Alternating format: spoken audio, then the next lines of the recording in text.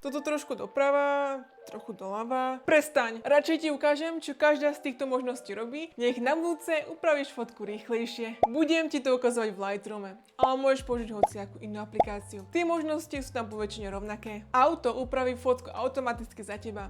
Ale nie, že to vyzerá najlepšie. Exposure. Zosvetlí alebo stmaví celú fotku. Contrast. Zväčší alebo zmenší rozdiel medzi svetlými a tmavými časťami fotky. Highlights. Zosvetlí alebo stmaví svetlé časti fotky. Shadows. Zosvetlí alebo stmaví tmavé časti fotky. Whites. Určuje, aké jasné budú tie najjasnejšie časti fotky. Blacks. Určuje, aké tmavé budú tie najtmavšie časti fotky. Temperature. Svetlo môže fotku zafarbiť na modro alebo oranžovo. Pozri sa na niečo biele. Ak je to modré, presunú do oranžovej. Ak je to oranžové, tak do modrej. Tint. To isté sa deje aj s ružovou a zelenou. Hľadaj niečo biele. Ak to je zelené, presunú do ružovej a naopak. Temperature a tint balansujeme, aby sa z bielej stala biela. A ak sa ti to nechce robiť ručne, klikni na toto, nájdi niečo biele a vybalansuje to za teba. Vibrance. Zvýrazní na fotke farby, ktoré sú menej výrazné. Saturation. Zvýrazní alebo zoslabí farby rovnako. Gratulujem, tu je tvoj certifikát. Teraz presne vieš, čo posunúť, aby